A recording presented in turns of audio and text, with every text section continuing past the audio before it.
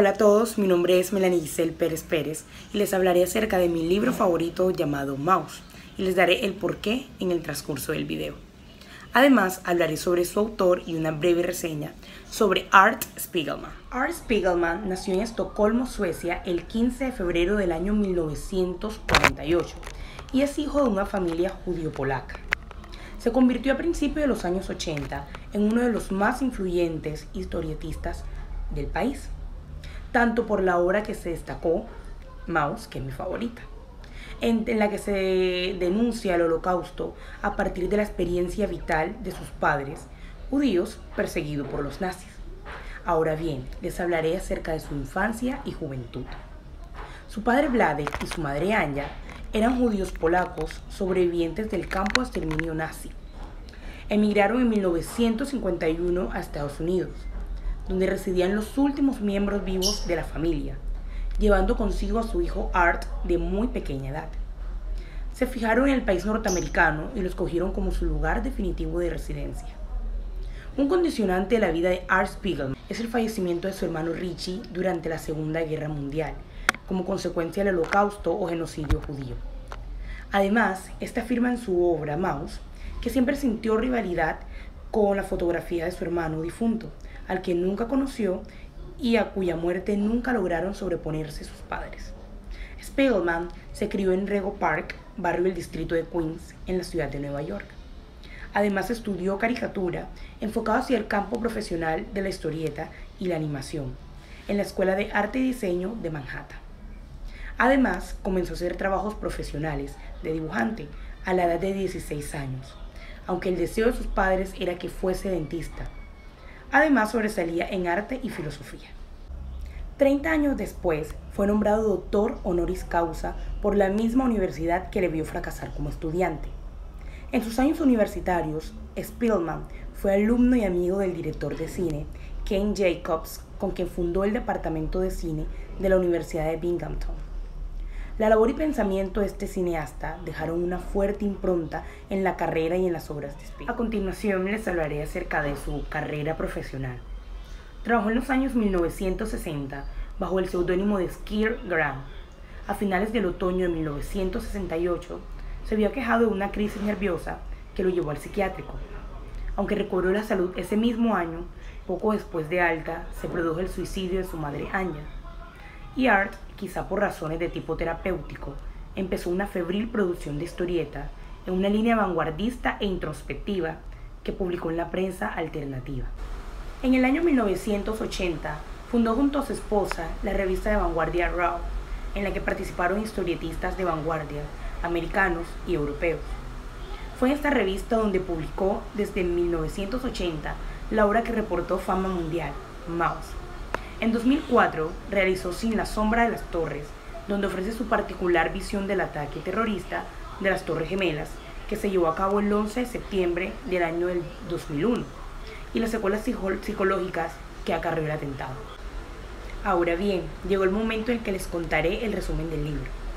Maus es la biografía de Wladek Spiegelman, un judío polaco superviviente de los campos de exterminio nazi, contada a través de su hijo Art, un dibujante de cómics que quiere dejar memoria de la aterradora persecución que sufrieron millones de personas en la Europa sometida por Hitler y de las consecuencias de este sufrimiento en la vida cotidiana de las generaciones posteriores, apartándose de las formas de literatura creadas hasta la publicación de Maus. Art Spiegelman se aproxima al tema del Holocausto de un modo absolutamente renovador y para ello relata la experiencia de su propia familia en forma de memoria gráfica. Decide pedirle a su padre que le narre sus experiencias y él así puede dibujarlas y acompañarlas de un texto, utilizando todos los recursos estilísticos y narrativos tradicionales de este género y a la vez inventando otros. La calidad narrativa de esta obra marcó un antes y un después en el universo de la novela gráfica y por ello Maus obtuvo el primer y único premio Pulitzer otorgado a un cómic. Ahora bien, responderé el interrogante de por qué este libro es mi favorito. Esta novela gráfica es mi favorita, sin duda alguna, porque permite transportarme hacia esa época y conocer sus sufrimientos y atrocidades que vivieron miles de personas, y ver todo lo negativo que podemos hacer cuando se adquiere poder y cómo elaboramos planes tan macabros que jamás pensamos que nuestra mente maquinaría. También me permite conocer la definición de crueldad, de desesperación, de un renacimiento que se llevó a cabo después de todo este acontecimiento. También la considero de esta manera, puesto que la analogía que hacen al momento de referirse a los protagonistas, el ratón como los judíos y lógicamente los gatos como alemanes, los norteamericanos como perros, los polacos como cerdos, la hace muy llamativa al público.